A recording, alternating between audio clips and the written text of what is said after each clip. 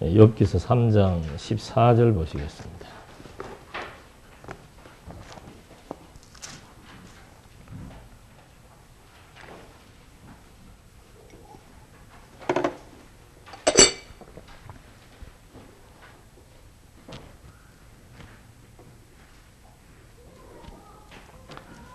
욥기서 3장 14절.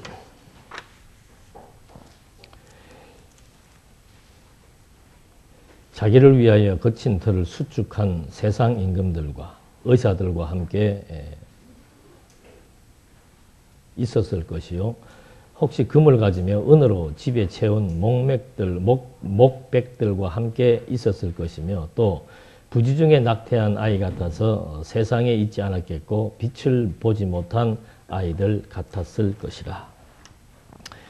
이거는 욥이 이제 죽은 자와 함께 무덤에 쉬고 있는 그런 상태를 지금 여기서 말하고 있습니다. 그러니까 하나님께서 욥을 사단에게 붙여서 엄청난 시련을 겪게 했습니다. 그래서 욥의 소유를 다 빼앗기게 하고 욥의 몸까지, 건강까지 하나님이 치게 하셔서 이제 아주 그 극심한 고통 가운데 빠지게 되었습니다. 그러니까 이제 욥이 탄식을 하는 겁니다. 탄식을 하는데 고난 가운데 빠지니까 이 고난은 뭐 누구에게나 크고 작고 할 것 없이 고난, 고통 이런 거는 다 힘듭니다.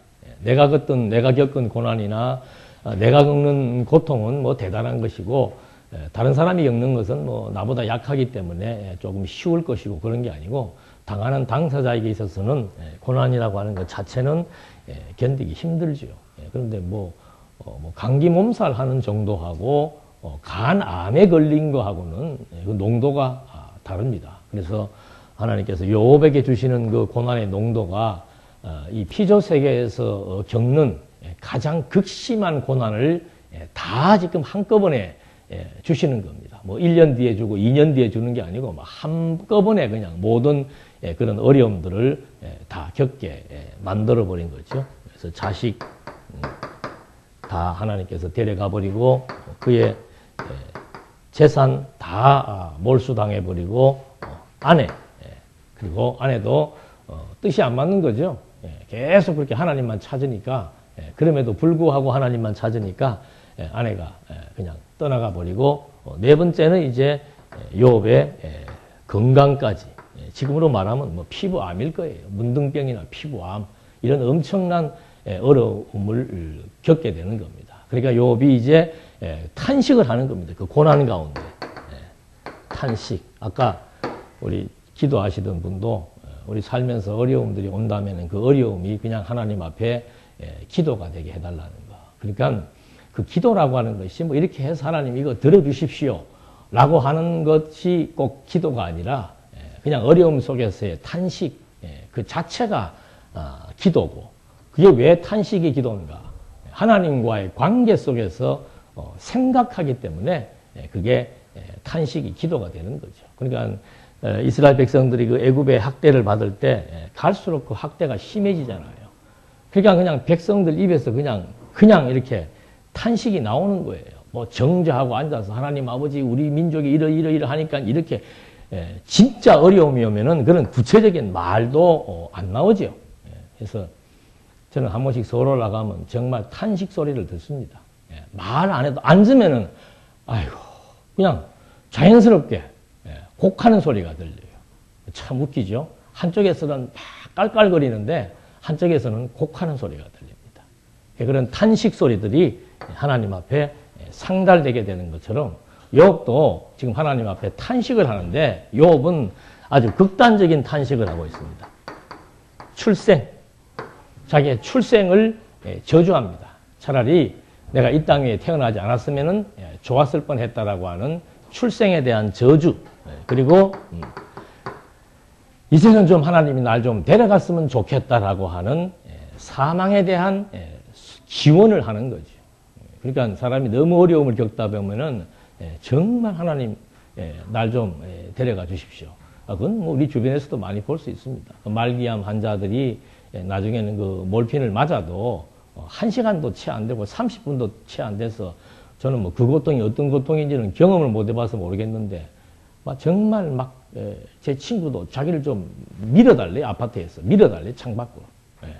그러니까 그 통증, 고통, 그런 고난 이런 거는 차라리 태어나지 않는 것이 훨씬 좋은 것이고, 설령 내가 지금 태어나서 이런 어려움들을 겪는다면은 그냥 하나님 날 좀 데려가 달라, 그런 이제 그 기도를 할 수밖에 없는 그런 참혹한 그런 그 현실을 여기서 지금 욥을 통해서 하나님이 보여주고 있습니다. 근데 우리가 알 것은 하나님이 왜 이러시냐 그거죠.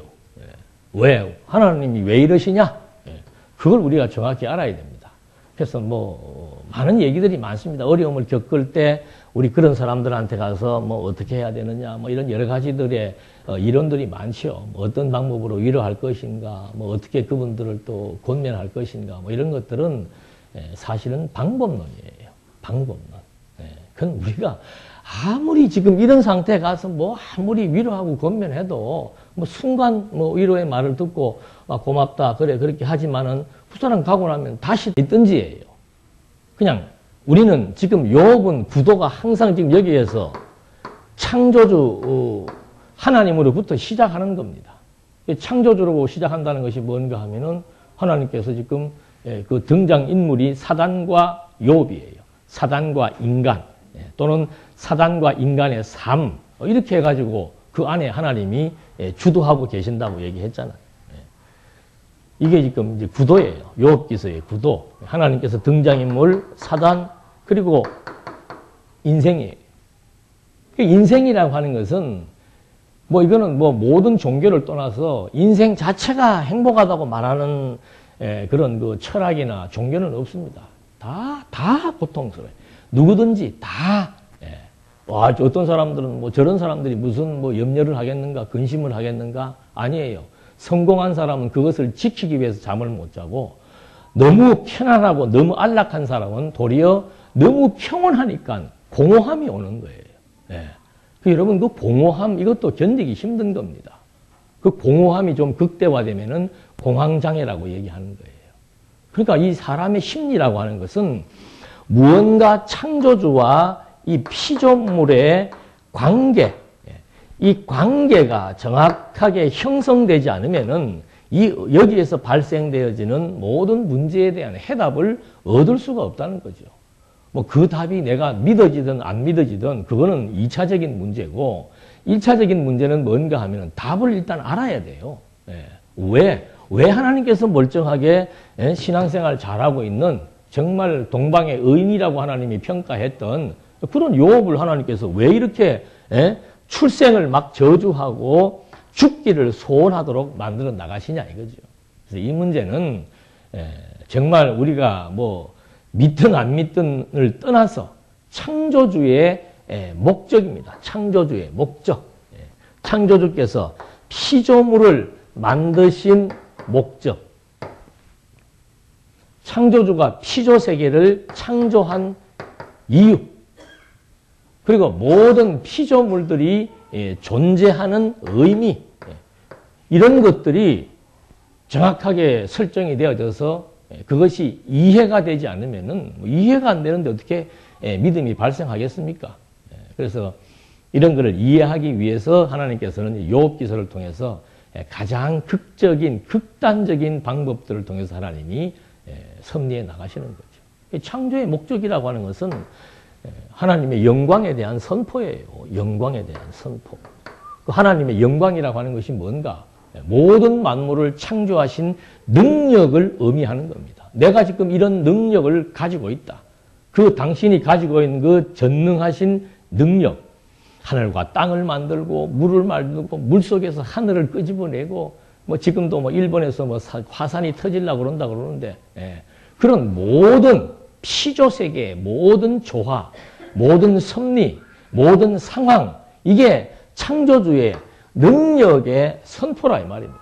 창조주가 가지고 있는 절대 능력, 절대 권능을 선포하는 것이 바로 창조의 목적이에요. 그러니까 창조라고 하는 것은 무엇을 만든다는 건데, 만드는 목적은 뭔가? 자기 표현이에요. 자기 표현. 우리가 조각가가 조각을 하고 그림을 그리는 사람이 뭐 이렇게 화가가 그림을 그리고 또 시를 쓰는 사람 또는 뭐 소설을 쓰는 사람들이 글을 쓰고 이게 다 뭔가? 그게 우리를 창조적인 사역이라 그러잖아요. 창조적인 사역은 바로 뭔가? 자기 자신을 드러내는 겁니다. 내 사상을 드러내기 위해서 글로 표현하고 연기로 표현하고 시로 표현하고 조각으로 표현하는 거. 그것도 창조 작업이라고 얘기를 합니다만은 성경이 말하고 있는 그 창조 작업의 목적은 뭔가? 바로 하나님의 영광의 능력을 드러내는 거죠. 그래서 우리는 그걸 선포한다 이 말입니다. 그럼 피조물은 하나님이 피조물 중에서 인간을 그걸 왜 만들었는가? 피조물도 마찬가지예요. 피조물도 이 드러난 영광을 찬양하는 겁니다. 알게 해서 찬양하는 것이 피조물을 만들 피조물로서의 용도예요. 창조주는 항상 무엇을 만들 때 용도를 갖고 만든다 그랬습니다. 그러니까 산은, 물은, 바다는, 하늘은 모든 식물과 동물 그리고 인간은 하나님께서 어떤 용도로 만들었는가? 근본적인 용도는 다 똑같은 거예요. 그 나중에 로마서에서도 나옵니다만 이 피조 세계가 아담의 타락으로 저주가 덮이니까 모든 피조 만물들도 빨리 이 저주가 걷어져 가지고 뭘 하고 싶다는 거예요. 하나님의 영광을 찬양하고 싶다고 로마서가 말하고 있지 않습니까? 사람보다 못한 미생물이나 무생물들도 빨리 이 저주가 거쳐가지고 그 드러난 하나님의 영광을 찬양하고 싶다고 로마서에서 말하고 있고 성경도 마찬가지예요. 인간을 창조한 것은 이유는 뭔가? 이 하나님의 선포된 영광을 보여주어서 알게 하는 겁니다. 그게 보여서 그 영광이 보이니까 그 영광을 보는 사람이 뭐 하는 거예요? 찬양을 하는 거죠. 그래서 이것이 창조주의 창조 목적과 창조 이유인 것처럼 피조물의 존재 목적과 이유는 뭔가? 여호와 하나님 알고 찬양하는 것이 피조물의 존재 목적과 이유예요. 그래서 그거를 하나님께서 섭리하시는 방법 중에 하나가 뭔가 하면은 고난이에요. 고난. 애들이 요즘 뭐 2살짜리들도 스트레스 받잖아요. 그 고난이에요. 걔들에게 주어지는 고난이에요. 그런 고난을 통해서 무엇을 알게 하는가? 그게 그래서 우리는 교육이라고 그러는 거예요. 고난의 의미는 뭔가? 하나님 어떤 분이신지 배워나가는 것이 의미다 이거지. 그래서 이것은 기독교에서 제시해주고 있는 창조의 목적과 이유와 의미도 되고 피조물의 목적과 이유와 의미도 되는 거죠. 이걸 우리가 근본적으로 이해하려 들지 않고 인정하려고 안 들어버리면은 여기에서 헤어날 수가 없는 거예요. 이 고난이라고 하는 이 문제를 어떤 방식으로 이 문제에 답을 얻으려고 해도 답을 찾을 수가 없습니다. 그러니까 욥의 친구들은 어디에서 답을 찾는가 하면은 고난의 원인이 뭐냐 이 말이죠. 고난의 원인이. 그래서 욥기서는 말씀드린 대로 원인에 대한 분석입니다. 고난이라고 하는 상황을 두고 그 고난의 원인이 인간으로부터 시작된 거냐 하나님으로부터 시작된 거냐 그 얘기하는 거예요. 그러니까 이걸 모르는 사람들은 당연히 고난에 대한 원인이 누구로부터 시작되었다. 인간으로부터 시작되었다. 그러니까 이 고난의 원인이 인생으로부터 시작되었으니까 고난의 문제를 해결하려면 누가 해결해야 되는 거예요? 인간이 해결해야 되는 거죠. 그 해결 방법이 바로 뭔가 하면은 원인을 갖다가 여기서는 죄로 원인을 규명을 한 거예요. 그러니까 고난의 원인의 주체는 인생이고 그 원인의 매개는 죄고 그 원인의 문제를 해결하기 위해서는 하나님 앞에 뭐 해야 돼요? 회개해야 된다는 거죠. 이게 보편적으로 가지고 있는 종교인들이 가지고 있는 사고입니다. 그러니까 많은 사람들이 어려움이 오면은 벌써 무엇 때문이다? 죄 때문이다. 죄 없는 사람 한번 손 들어보십시오. 그래서 예수님은 이 죄라고 하는 것을 아예 그냥 인간이 여기서부터 벗어날 수 없다고 하나님께서 규정하기 위해서 사람을 죽여야 살인죄라고 인정하던 것이 종교적인 죄는 마음으로 미워만 해도 살인죄로 규정한다는 거죠. 그러니까 죄인 아닌 사람이 한 사람도 없다 이 말입니다. 그렇다면은 인생 살면서 지금 친구들의 이론은 뭔가 하면 욥이 지금 이런 엄청난 자식이 죽고 재산이 다 지금 없어지고 아내도 떠나고 건강마저 지금 잃어서 죽기 직전에 이르고 있는 이런 상황에 대해서 원인이 뭔가? 욥의 죄 때문이라고 말하는 거죠. 간단해요. 욥의 답변은 뭔가? 아니다는 겁니다. 내가 죄 때문에 지금 저런 엄청난 재앙을 겪는다면은 저나 여러분이나 지금 뭐가 없다는 소리예요. 죄가 없다는 소리예요. 잘 생각하셔야 돼요. 그러니까 이게 이제 너무 강력한 메시지가 되니까 이게 싫은 거야, 또. 하나님이 하신다는 게 싫고, 어떤 때는 그걸 악용해가지고, 내가 하기 싫은 거는 또 하나님이 하셨다고 다 밀어버리고, 내 소원대로 하고 싶은 것은 또 이런 방식을 채택하고 싶어지고. 그래서 욥기서의 핵심은 뭔가? 모든 원인은 하나님이다. 왜 하나님이 원인자가 되는가? 그게 바로 당신이 모든 피조 만물을 창조한 창조주이기 때문이다. 그래서 아무런 이유가 없다. 여기에서는 이유를 밝히고 있지만, 그 원인을 밝히고 있지만, 하나님은 이유 없이 저런 엄청난 고난을 주시기도 한다. 왜? 교육이에요. 하나님 어떤 분이신지를 알고 배워나가게 하기 위해서. 그래서 이스라엘 백성들을 40년 동안 광야의 길을 걷게 하면서, 아유, 오늘은 참 목이 타네요.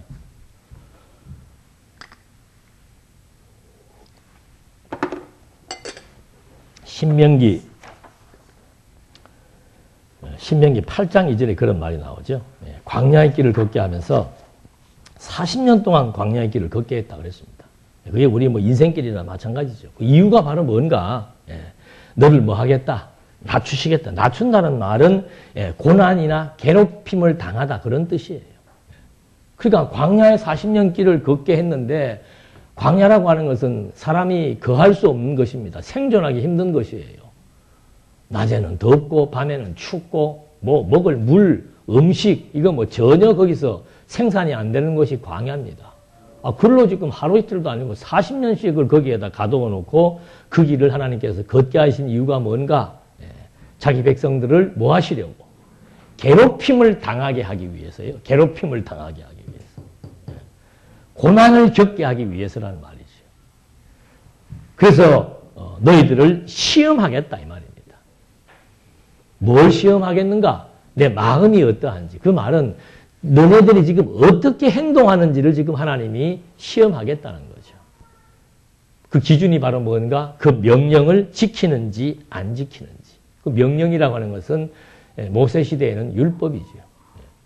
그러니까 인생을 살면서 이런 하나님의 목적과 이유와 의미에 입각해서 사는지 안 사는지를 테스트하기 위해서 저런 엄청난 고난을 주신다는 거예요. 그래서 그 고난을 통해서 얻어지는 것이 뭔가? 이거예요, 이거. 하나님이 고난을 주시는 것은 뭔가? 이것이고, 고난을 통해서 얻어지는 것은 뭔가? 그건 역시도 하나님이 어떤 분이신 줄 알고, 하나님의 그 창조주의 능력의 영광을 보게 되니까 피조물이 어떤 것인지를 아주 정확하게 인지할 수 있게 되죠. 하나님의 능력과 사람의 능력이 비교가 됩니까? 비교할 수 없는 존재인데. 근데 자꾸 인간이 능력이 있는 줄로 지금 자꾸 착각을 한단 말이에요. 그래서 지금 그 태초에 하나님이 천지를 창조할 때도 처음 상태가 어떤 상태인가 하면 땅이 어때요? 공허하고 텅 비어 있으니까 거기에는 뭐 공허하고 그 다음에 흑암이 지품 위에 있고 또 한 가지가 뭐예요? 혼돈. 제일 먼저 나오는 게 혼돈이지. 혼돈. 혼돈이라고 하는 것은 질서가 없는 거예요. 자리매김이 안 된다는 거죠. 하나님이 처음에 천지를 창조해놓고는 이 혼돈, 자리매김이 안 되게 해놓고 그 다음에 텅 비어서 공허함이 공허한 세계가 되어 있도록 만들어 놓고 그 다음에는 막 흑암이죠. 흑암이라고 하는 것은 말 그대로 공포심입니다. 공포심. 여러분들 그 우주 영화 한 번씩 보니까 막 그 우주에 가서 그 우주선 밖으로 뛰쳐나오니까 막 완전히 어떻게 돼요? 그 상상할 수 없는 공허함, 텅 빈 공간. 그게 엄청난 두려움이에요. 그리고 어둡다라고 하는, 시커멓다라고 하는 그것은 공포심을 의미합니다. 그래서 그 인간의 공포심을 주장하는 장기가 콩팥이에요. 콩팥이 안 좋은 사람들은 자꾸 이렇게 잘 두려움을 많이 갖습니다. 그 눈꺼풀을, 눈싸움 한다 그러잖아요. 우리 격투기 같은 거 보니까 딱 써가지고 눈싸움 하잖아요. 그 눈싸움에서 지면 눈꺼풀이 어떻게 돼요? 내려가고 동작이 희미해지는, 그 공포심이에요, 공포심. 그래서 콩팥이 약한 사람들은 눈이 무거워서 자꾸 내려와요. 애들이 눈을 제대로 뜨지 못해요. 그런 것처럼. 흑암에, 그래서 콩팥의 색깔은 검정색이라고. 나는 이 참, 동양의학도 보면 참 신기해요. 콩팥을 주장하는 색깔은 검정색입니다. 그래서 콩팥에 좋은 음식은 검정콩, 검정깨 이런 게 좋은 거예요. 그런 것처럼 이 흑암, 공포심, 공허도 마찬가지예요. 텅 비어 있으니까. 그거 막 사람으로 하지 그걸 못 견디게 만들어버리고, 혼돈스럽고, 질서가 없고, 그래서 하나님께서 이거를 바로잡기 위해서 하나님이 뭘 보여주는 겁니까? 이게 하나님의 영광이에요. 영광. 빛이라고 하는 에너지가 딱 주어지게 되면은 그때 이제 어떻게 되는 거예요? 질서가 하나하나 잡히게 되어 있는 거죠. 혼돈스럽던 것들이 빛 앞에서 자리정돈을 하게 되고, 공허하던 것이 빛에 의해서 딱딱딱 채워지게 되고, 흑암, 어둠의 공포가 빛에 의해서 확 다 드러나게 되고, 그래서 내가 세상에 뭐로 왔다? 빛으로 왔다. 저런 상태에 대해서 하나님께서 빛을 통한 당신의 전능성을 보여주는 것처럼 바로 고난이라고 하는 것도 마찬가지예요. 고통이라고 하는 것 자체가 전부 저런 심리적 혼돈스럽고, 혼돈스럽죠. 이런 상태가 주어지면. 이건 뭐 머리가 정리가 되겠습니까? 상실감. 완전히 공허하고 상실감. 그리고는 그 공포심, 두려움. 그건 못 견디게 만드는 거죠. 그래서 욥 기서에서 드러나는 것은 바로 뭔가 하면은 창조주의 능력입니다. 빛. 창조주의 능력. 그래서 그 능력을 보고, 그 다음에 그 능력을 통해서 이런 인간의 고난의 문제를 능력의 근원 되시는, 영광의 본체 되시는 하나님을 통해서 하나하나 정리하도록 만들어 나가는 거죠. 그래서 지난번도 그런 얘기 잠깐 드렸습니다만, 스데반이 순교할 때, 얼마나 고통스럽습니까? 돌멩이에 막 때리는 그 돌에 막 맞아서 피를 흘리고, 그런 그 순교당하는 직전에 하나님께서 욥에게 뭘 보여주는 거예요? 하나님의 영광을 보여줘.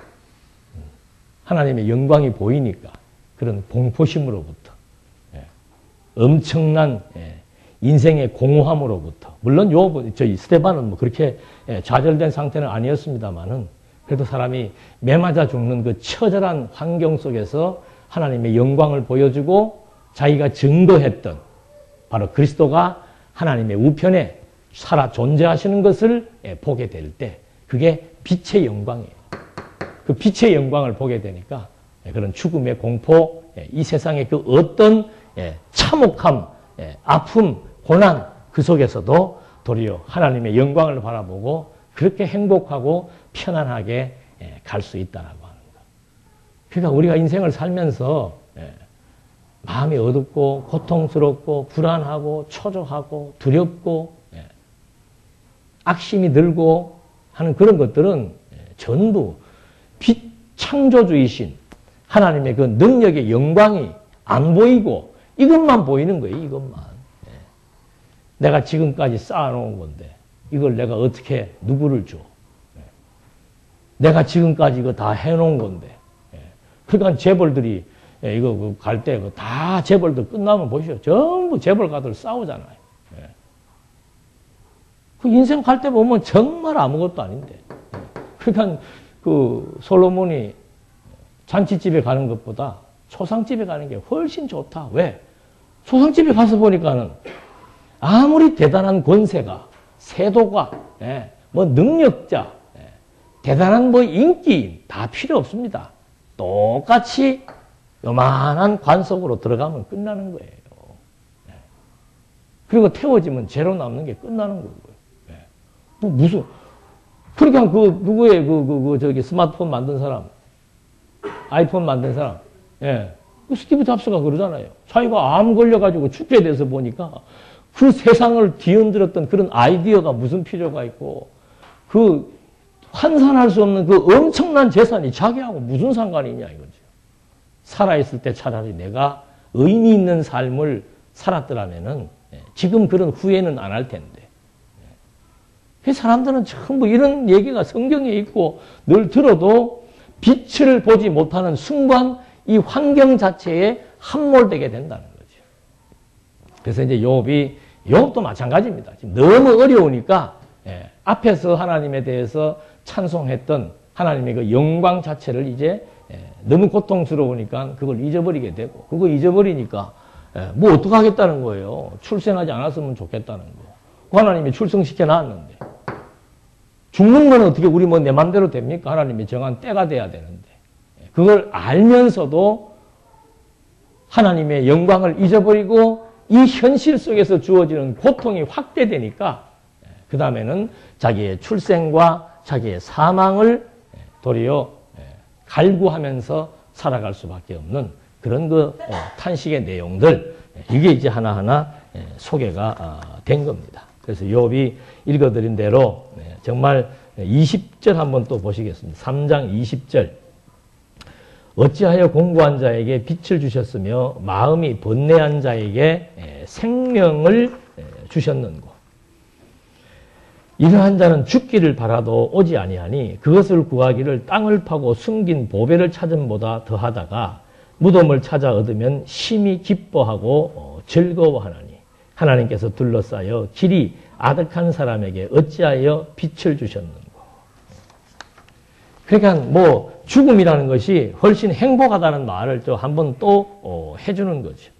그래서 아까도 말씀드린 대로 혼돈스러운 상태, 헛된 거, 사물의 구별이 확실치 않은 것이 혼돈이라고 그럽니다. 사물의 구별이.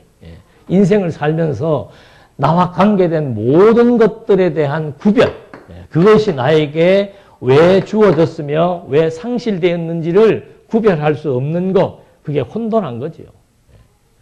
그리고는 채워지지 않는 욕구, 그리고 마지막에 불확실한 거.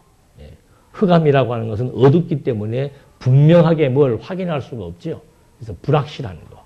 그런 것들이 결국은 영광의 빛을 통해서 정리가 돼야 되는데 그게 정리가 되지 않으니까 욥은 정말 죽는 것이 훨씬 더 행복하다라고 말하는 거죠. 죽음이 행복한 이유는 뭐예요? 우리야 뭐 알기 때문에 알아도 막상 또 죽음에 직면하게 되면은 또 많은 것 놓고 갈 수 없는 것들이 많은 사람일수록 죽음에 대한 공포심이 더 많지요.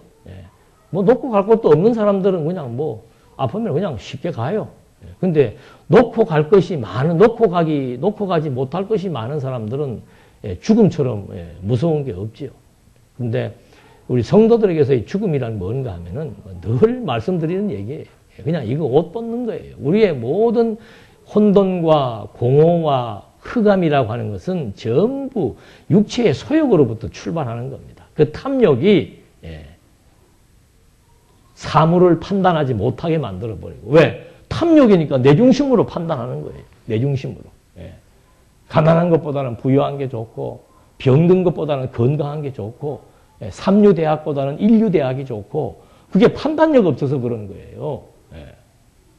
하나님 중심으로 판단한다면 이것 자체가 지금 내 삶의 의미나 내 삶의 주체나 내 삶의 기준점이 되지 않는다는 거죠. 그게 공허한 것이고 흑암이 깊음 위에 있는 것이고 혼돈스러운 거죠. 주어진 사물을 판단을 못해요. 이걸 하나님이 왜 주었는지를 판단할 수 없는 거죠. 끝까지 공허하니까 자기 탐욕을 채우려고 하는 거. 근데 욥은 이거 다 잊어버리고 나니까 이제는 뭐 가져갈 게 뭐 있어요. 뭐 다 잊어버렸는데. 예, 다 상실해 버렸는데. 이제는 차라리 빨리 가는 게 훨씬 낫다고 얘기하는 거죠. 성도들에게서 죽음은 말 그대로 그냥 죽음은 성도든 아니든 죽음이란 뭔가 이 옷 벗는 거예요. 그래서 이 육신의 소욕, 이 옷, 육체의 소욕이 인간을 무지하게 만들고 판단력을 흐리게 만들고 끝없는 탐욕의 노예가 될 수밖에 없도록 만들어 나가는 거죠. 그래서 욥도 정말 이거 이제 다 잃어버리고 나니까는 내가 갈 곳은 빨리 이 옷을 벗는 길이 내가 살 길이다. 사실 그래요. 이거 벗어버리면은 그다음부터는 뭐 완전히 행복의 나래가 시작되는 거죠. 갈등 없이, 잘못된 판단 없이, 공허함을 느끼지 않는, 공포심이 없는 정말로 아름다운 그런 희망의 나라, 행복의 나라, 그것이 이 옷을 벗는 순간 온전하게 시작된다는 거죠. 그 정도는 욥이 알고 있겠습니다. 그러니까 욥이 이걸 지금 빨리 좀 벗고 싶다라고 하는 탄식을 하는 거죠. 그러니까 이제 그 다음에 저런 상황이 소개되고 하나님께서 욥에게 이런 엄청난 고난을 주고 욥이 탄식하게 되고 욥의 친구들이 찾아와서는 그 참혹한 그걸 보고 말을 할 수 없을 정도로 그런 어려운 상황 속에다가 만들어 놓고 이제 4장으로부터 37장까지 약 한 33장에 해당되는 긴 내용 동안 계속해서 이제는 변론과 반론을 하도록 만드는 겁니다. 친구들과 욥이 이 문제 갖고 싸우는 거예요. 계속해서. 원인은 욥에게 있다. 욥은 아니다. 원인은 하나님이다. 하나님이 왜 그러느냐? 그것만 알면 되는 거예요. 그래서 지금 아주 그 공방전이 1차, 2차, 3차를 통해서 변론이 나타나게 되는 거죠. 그래서 1차 변론은 패망은 죄값의 결과다.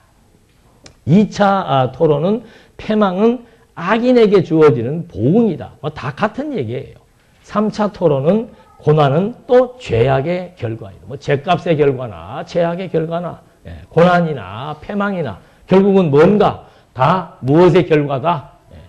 죄의 싹시다 이 말이죠. 그래서 이제 거기에 대해서 욥이 반론하는 내용들을 우리가 이제 하나하나 확인해 보면은 이게 지금 무슨 의미로 주어지는지를 알 수가 있습니다. 4장 1절부터 한번 볼까요? 대만 사람 엘리바스가 대답하여 가로되 누가 내게 말하면 내가 염증이 나겠느냐 날지라도 누가 참고 말하지 아니하겠느냐 전에 내가 여러 사람을 교훈하였고 손이 늘어진 자면 강하게 하였고 넘어져 가는 자를 말로 붙들어 주었고 무릎이 약한 자를 강하게 하였거늘 이제 이 일이 내게 임함에 내가 답답하여 하고 이 일에 내가 당함에 내가 놀라는구나. 그러니까 이 친구는 자기가 많은 사람들이 어려움을 겪을 때 뭐 해줬다는 얘기예요. 위로해 줬다는 겁니다. 근데 위로를 해주는데 어떤 방식으로 위로를 해줬는가 하면은 이 방식으로 위로를 했다는 것이 이제 그 다음에 나오는 거예요. 그러니까 거기에 대해서 인정하지 않을 수가 없죠. 하나님 정확하게 모르면은, 이런 하나님의 창조 목적과 이유와 의미를 모르면은 거기에 그 말에 아니다고 말할 수 있는 사람은 한 사람도 없습니다. 왜? 인간은 모두가 다 죄인이기 때문에. 그러니까 그 아파 다 죽어가는 사람들에게 와가지고는 너 빨리 죄를 해결해라. 네가 병든 것은, 네가 이런 어려움을 겪는 것은 죄 때문이다라고 얘기했을 때 거기에 대해서 아니라고 말할 수 있는 그런 하나님에 대한 확신이 없으면은 그런 말을 할 수가 없는 거죠.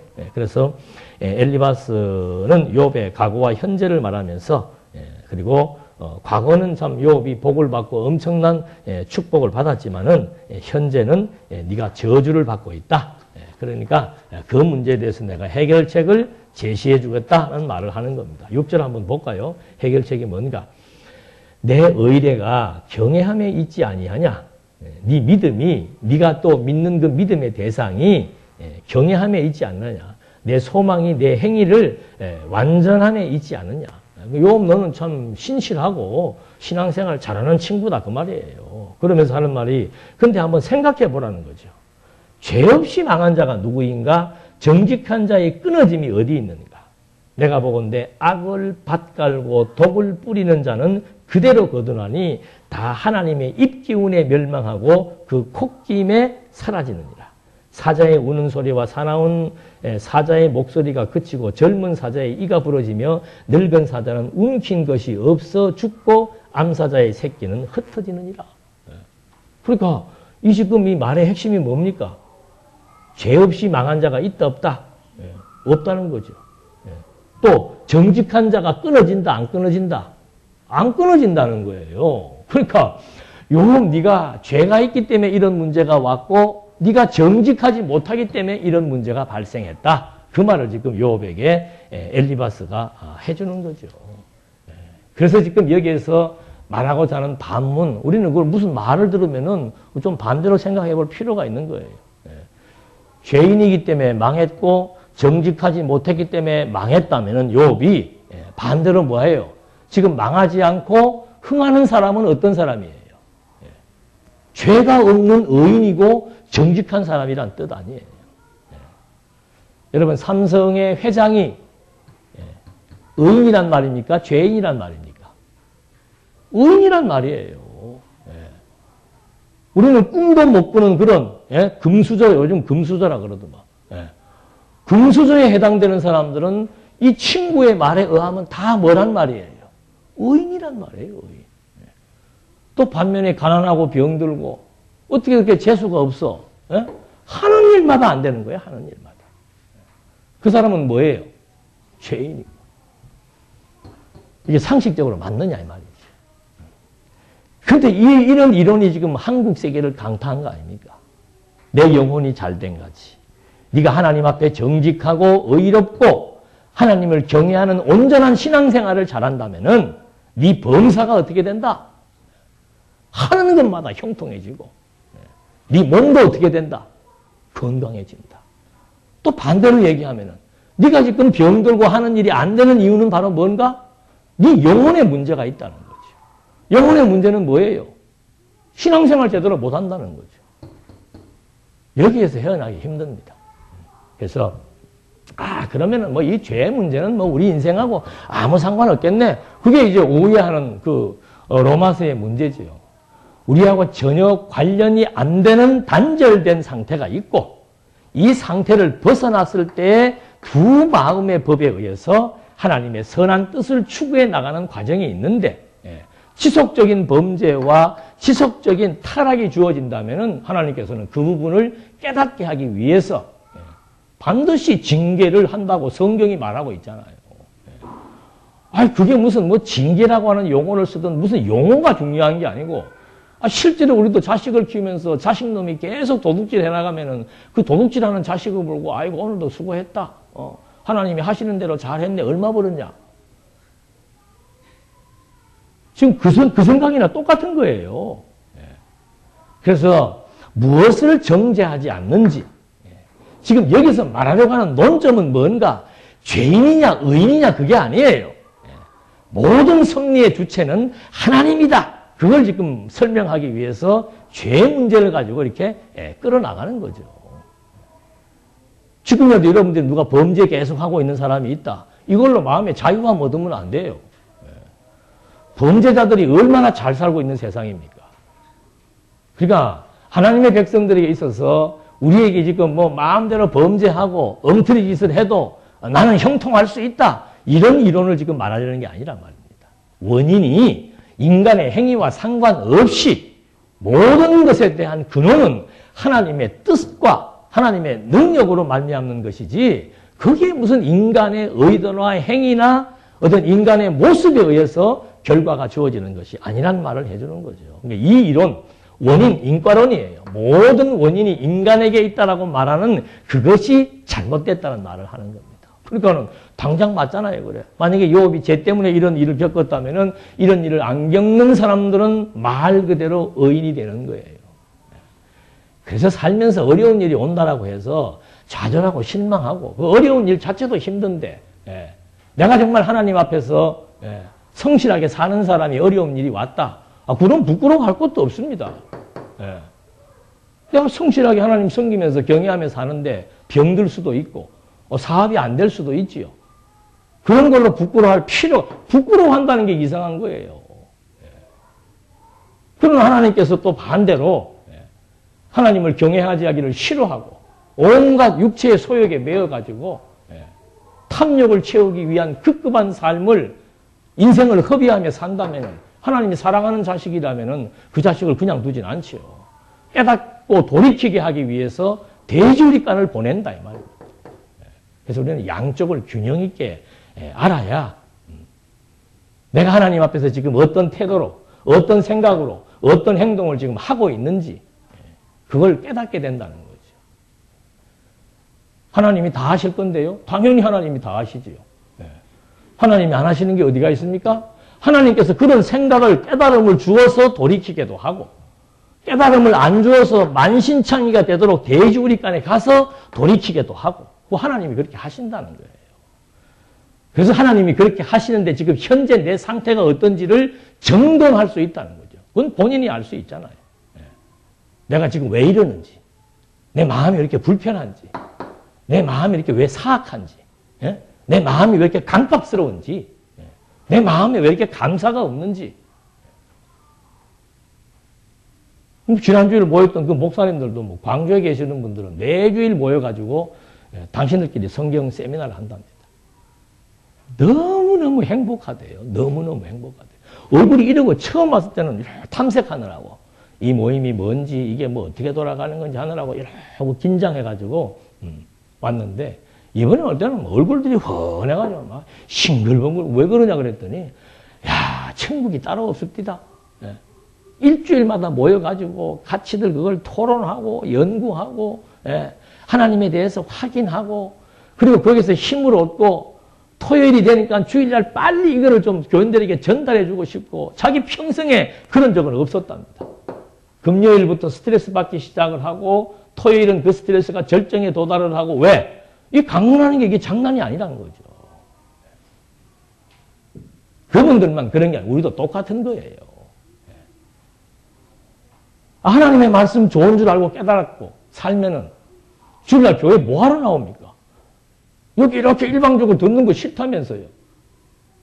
그래도 일방적인 강의는 필요한 거예요. 그 다음에 또 모여서 서로 토론하고 그러면서 즐거움을 찾고 사는 거지. 하나님이 이런 환경 주었을 때 우리끼리 풀이나 뭐 야채나 뭐 뽑아 먹고 열매나 하나씩 따먹고 사 먹는 게 훨씬 낫지 뭐 몇 개나 열린다고. 처음 초심 잃어버리면 안 되는 거예요. 우리 인생의 의미는 거기에 있습니다. 진리의 말씀 주셨고 그 말씀을 통해서 확인하고 배우고 한 주일 동안 치열한 삶 속에서 하나님의 말씀의 위력이 어떤 것인지를 서로 공유하고 공감하고 그래서 그게 행복 아니에요? 그게? 그건 성도들의 특권입니다. 성도들의 특권. 그 기쁨이 내게 사라지는 거는 뭐 완전히 하나님께서 이제 시험 코스로 집어넣는 거예요. 그 즐거움이 사라지고 그 행복이 사라지고 가정에서도 뭐가 불만이 많고 직장에서도 불만이 많고 교회가 여러분들에게 뭐 강요를 합니까? 칭을 지웁니까? 교회 와서 왜 불평불만해요? 뭐가 그렇게 불평거리가 많아요? 공부하자는 게 불평이? 불만이? 이 주일날 돼서 여기 우리 이사 올 때도 주일날 아예 여기 하루 종일 보내자고 온 거 아닙니까? 힘들게 차 타고 와가지고 점심까지 다 나오겠다. 동산교회처럼 메뉴 좋은 교회도 없어요, 별로. 맛있는 밥 먹고 서로들 앉아가지고 담소하고 또 일주일 동안 또 바쁘지만 또 성경 좀 보고 그 보고 온 거 갖고 서로 또 얘기하고 그리고 하나님에 대해서 다시 한번 생각하고 그리고 또 6일 동안 치열한 현장으로 나가서 부대끼며 살다가 또 때로는 만신창이 돼가지고 오면은 또 말씀으로 소생하고 그게 교회 생활입니다. 교회 생활. 그래서 지금 이게 뭐 내용들이 계속해서 중복이 되고 반복이 됩니다만은 요거 잊어버리지 않고 창조주, 창조의 목적과 이유와 의미 그리고 발생되어지는 고난에 대한 원인 문제 이거 하나만 정확히 이해하고 있으면서 이제 친구와 요업의 토론 과정들을 확인해 보면은 하나하나 정돈해 볼 수가 있다고 여겨집니다. 기도하시겠습니다. 은혜와 사랑이 풍성하신 하나님 아버지, 하나님이 허락해 주신 이 진리가 우리의 심령을 강타하고 그래서 하나님의 영광이 보여져서 늘 마음의 기쁨과 평강을 얻게 하심 다시 한번 감사드립니다. 에베소 교회가 초심을 잃었을 때 그 교회의 형편은 참혹합니다. 우리의 영혼도 하나님과 관련된 하나님의 지식이 우리에게서 멀어지고 하나님을 중심으로 생각하고 지체로서의 아름다운 삶들이 우리에게서 단절되는 순간 우리의 영혼은 피폐해질 수밖에 없습니다. 하나님 우리 모두를 붙드셔서 진리의 말씀에 의해서 또 진리를 통해서 우리가 소생하고 새 힘을 얻고 비록 험한 세상이지만 여기에서 하나님의 나라를 맛보며 함께 기뻐하고 즐거워하며 살아갈 수 있도록 인도해 주시옵소서. 예수님의 이름으로 기도드립니다. 아멘.